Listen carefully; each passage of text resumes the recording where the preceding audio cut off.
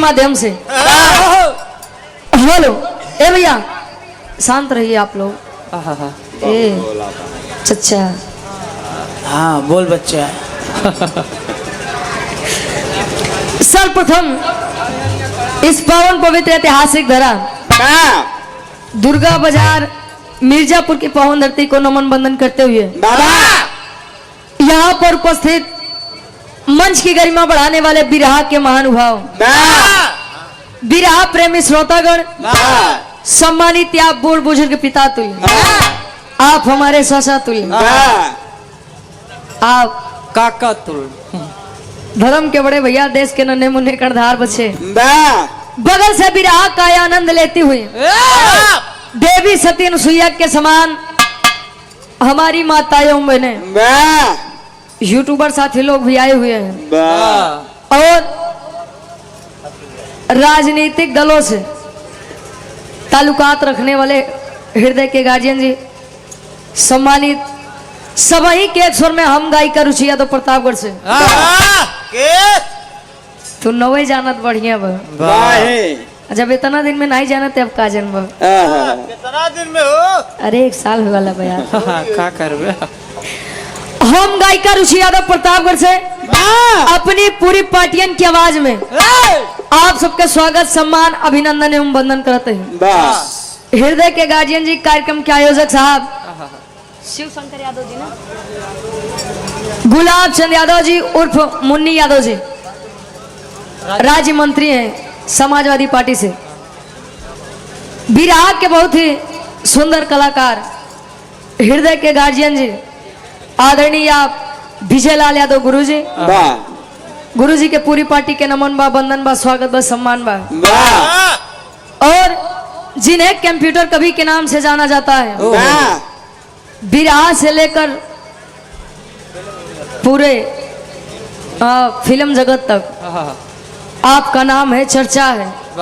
आदरणीय आप परम सम्मानित गुरुजी, आप प्यारे लाल यादव गुरुजी, गार्जियन जी के भी नमन बा, वंदन बा, स्वागत बा, सम्मान बा।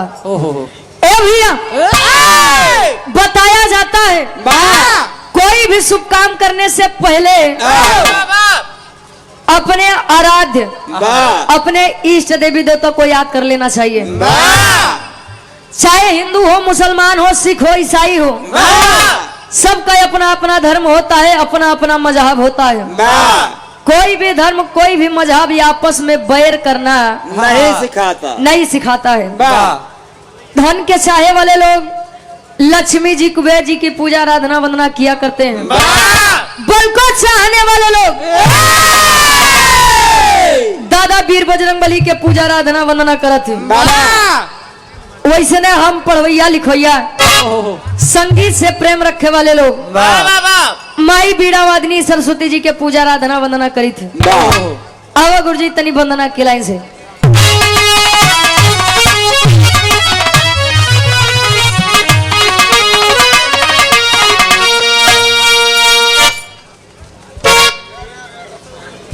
और आप हृदय के गार्जियन जी, आप मनोज पांडे जी और आप अनूप पांडे जी, गार्जियन जी के द्वारा मनोज पहलवान जी, अनूप पांडे जी, 100 रुपए चरणों में कोट कोट नमन है, आशीर्वाद के चारे। आवत नहीं भाव लेने के।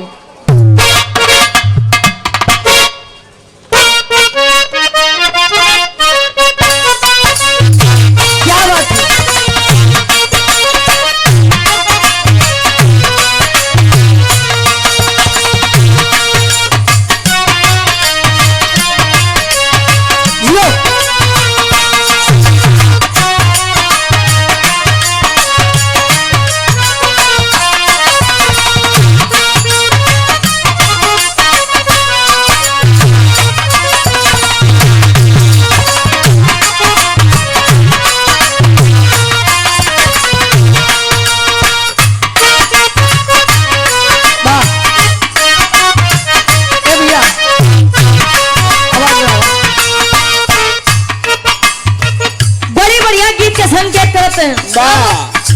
कोनो लड़का कोनो लड़की से, कोनो प्रेमी अपने प्रेमिका से, कोनो नायक अपने नायिका से, या अंग्रेजी में आ जा, इंग्लिश में आ जा, कोनो हीरो अपने हीरोइन से कहे। क्या कहे? का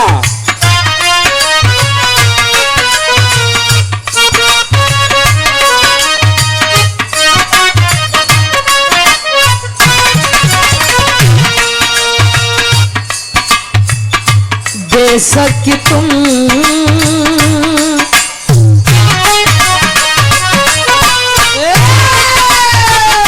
बेशक तुम मेरी मोहब्बत हो हाय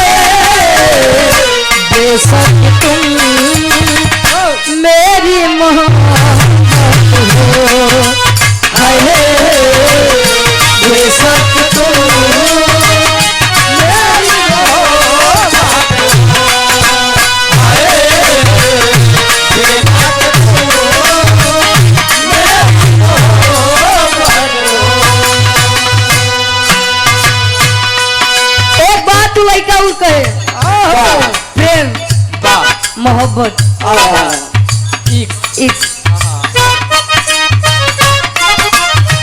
प्रेम पाक होना चाहिए। दिल पे किसी का इख्तियार होता कहाँ दिल पे किसी का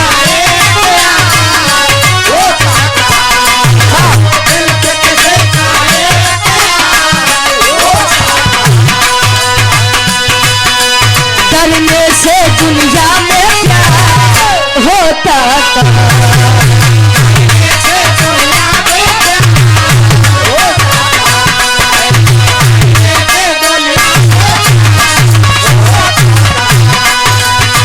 दिल पे किसी का इख्तियार होता कहाँ है डरने से दुनिया में प्यार होता कहाँ है।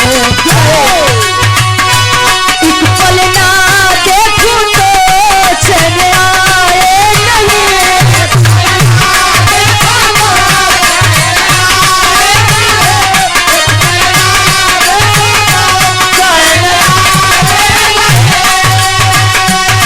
अब तो दूरी सनम सही जाए नहीं अब तो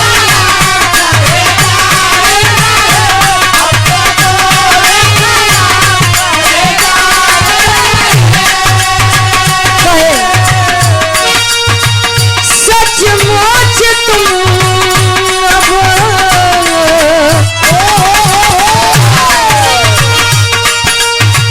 सचमुच तुम अब मेरी जरूरत हो बेशक तुम मेरी मोहब्बत हो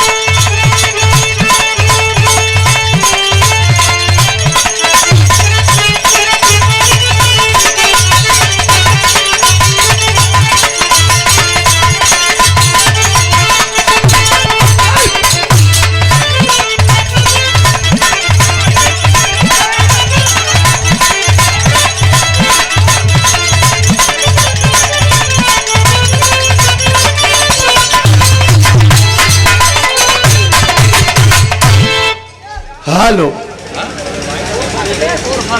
उर्फ अखिलेश भैया इहो नाम कोनो कहे के बा ये हिंदुस्तान का नहीं पूरे दुनिया का विश्व का सबसे चर्चित नाम है ये। मैं बहुत बहुत धन्यवाद देता हूं। तमाम पुरस्कार मिले हैं। अगल बगल से हमारी अभी अभी दीपनगर से माता जी आई और पुरस्कार आशीर्वाद के रूप में दे के गई है। आपके चरणों में प्रणाम करता हूं। बगल में भी हमारी आदि शक्ति मातृ शक्ति माताएं बहनें बैठी हैं, उनका भी प्रणाम करता हूं। और प्रतापगढ़ से आई हुई हैं बिरहा के अच्छी कलाकार, जिनको बिरहा के कला के श्रोता और कलाकार सभी पसंद करते हैं, जिनकी मृदुभाषी वाणी को और बोली को और संगीत को। रुचि यादव और उनकी पूरी टीम, बहुत बहुत स्वागत, धन्यवाद। मिर्जापुर माता विंध्यवासिनी के धरती पर हमारे यूट्यूबर साथी आए हुए हैं, आपका बहुत बहुत स्वागत। और साउंड वाले साथी का विशेष आभार। तैसा इनाम उनाम जो करावत बा एक ठे कागज पर लिख के अब जैसे भेजवा देवा तो ठीक है, नहीं तो रात भरे के खाँच देवा तो हमन बैठा लाख न रहे पर। आप लोगन के सम्मान हो न मन बात आवा, हम कौन हमार तो फायदे बा। आइए चले, बड़ी सुंदर महफिल बात। आज आप लोग तो प्रांगण में सुन रहे हैं, भैया आवाज न हो बोलिए मत। आप लोग तो प्रांगण में सुन ही रहे हैं, आज महारानी आदि शक्ति भगवती भी सुन रही है। आइए मास्टर।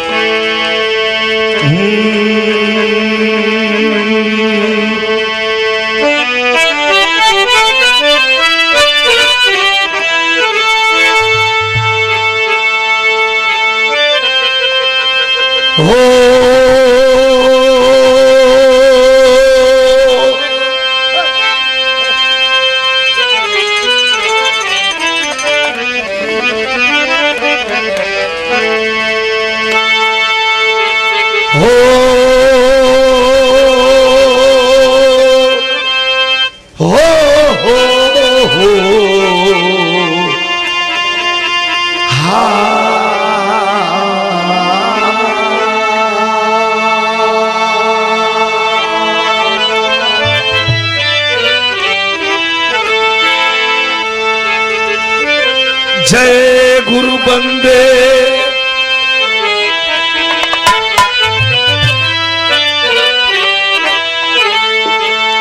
जय गुरु बंदे सदगुरु स्वामी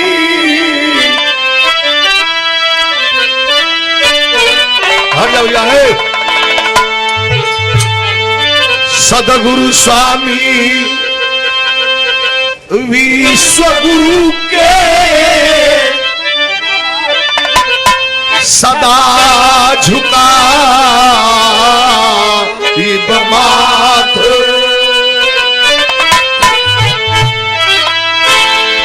अरे दुखियन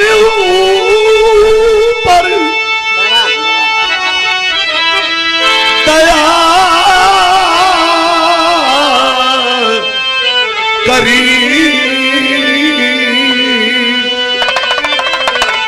जय जय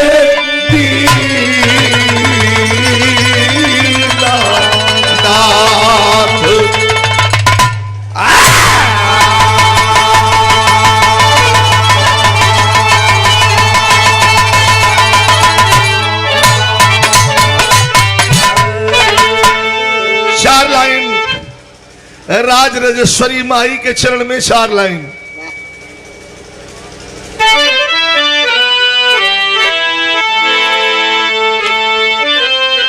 दैत्य संहारन वेद विचारन,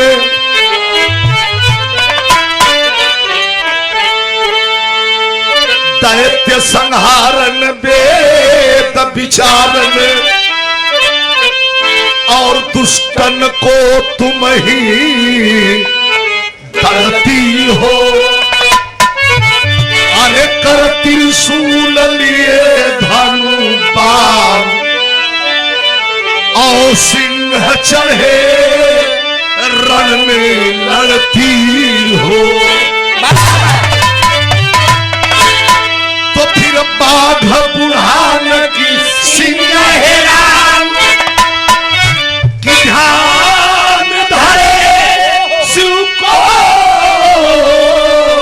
जपती हो। अरे मोई,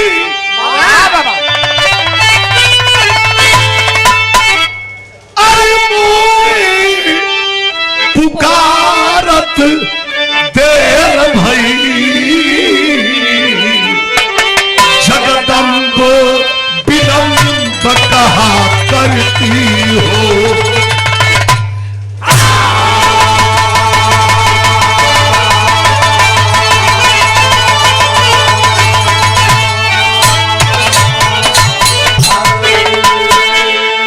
इस श्लोक से माई के भजन का पूर्ति हो गई। मोह पुकारत देर भई, जगदम्ब विलंब कहा करती हो। अरे भाई माई के आवाहन श्लोक से पूरा हो गए। अब आप लोग के सीधा हम ले चलत हैं सदगुरु शरण में। कौन है गुरु और कौन है सदगुरु? अंधकार से प्रकाश की ओर लाने वाला गुरु, तो जो अंधकार में प्रकाश भर दे वो सदगुरु। आपके मिर्जापुर जिले में सक्तेशगढ़ आश्रम में विराजमान परमहंस विश्वगुरु स्वामी अड़गड़ानंद महाराज के चरण में 2 लाइन। भैया माई ये संतुष्ट करिए, हमको मिल नहीं रहा पूरा, तने लय बना ला मास्टर बा।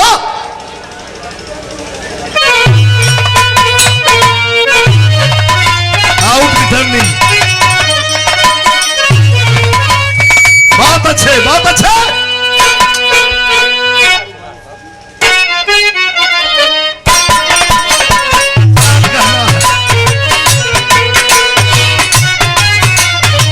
बहुत अच्छे।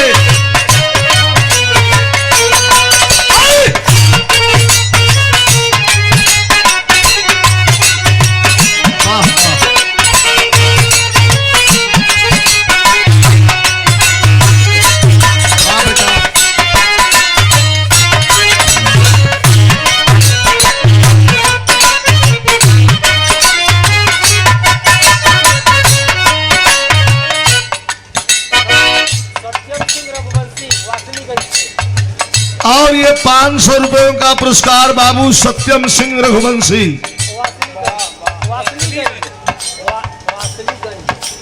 वासनीगंज से ये पुरस्कार प्रदान किया गया है। भैया के प्रणाम। नई तर्जमा भोजपुरी का तर्जबाज में सुनी है तनी स्वामी जी के चरण में एक लाइन कैसे हो।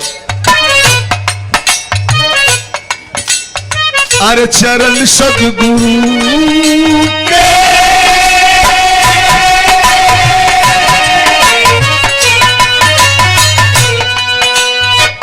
चरण सदगुरु पखारत रहिया,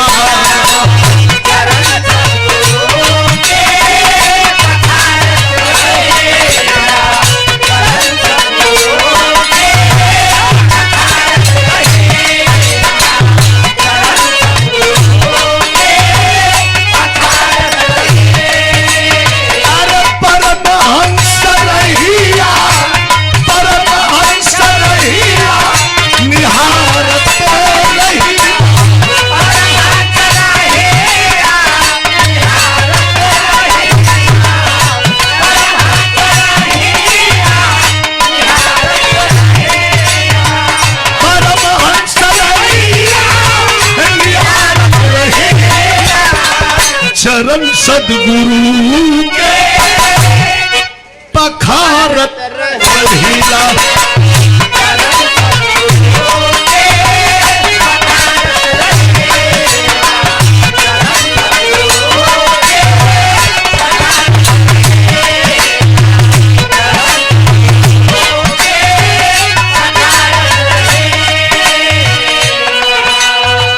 ई तो भजन हो गईल। ई तर्ज कवन बा? भोजपुरी का एकदम बिल्कुल लेटेस्ट नई तर्ज है। सब अपने अपने परिवार से प्यार करेला, लेकिन फौजी अपना दुल्हन के अपना परिवार के बहुत मानेल। कौनो फौजी छुट्टी लेके अइला और जब छुट्टी खत्म भइल तो चल गइलन। दुल्हन अपना नैहर अली तो जैसे हमहन बतियावल जाला वही तरह चले हाल चाल होवे लगल, हाल चाल होवे लगल। कैसे बीतल कैसन हवन तो दुल्हन बतौले रहल। का बतौले रहल?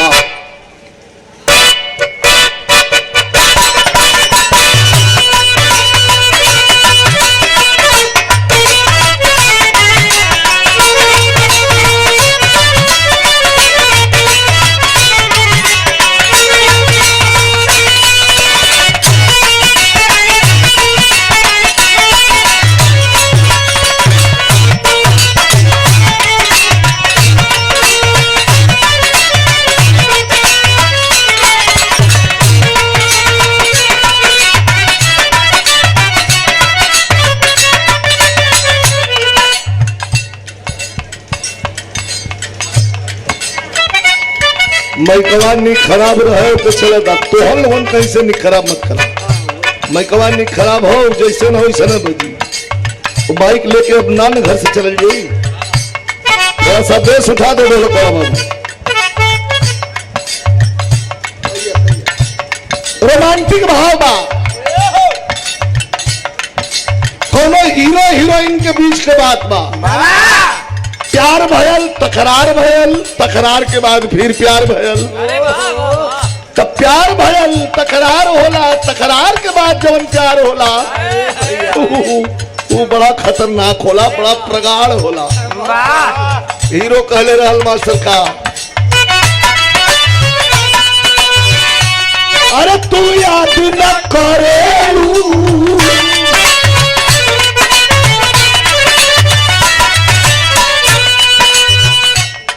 तू याद न करेलू हम भुलात नहीं,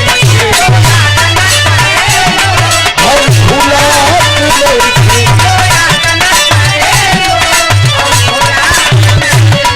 बाहुर लागे ना खाना, बाहुर लागे ना खाना, कहिए खात नहीं।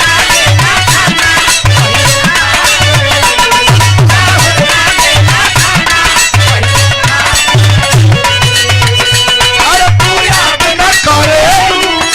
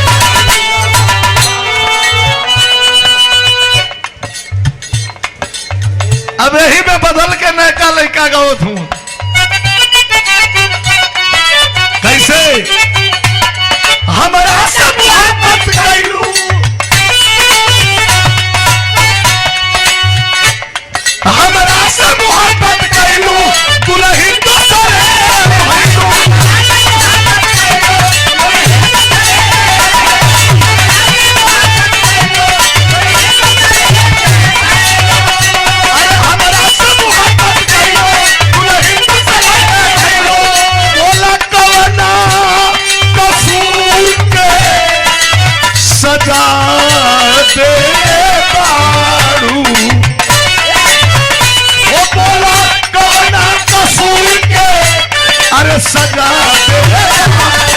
अरे बोला ना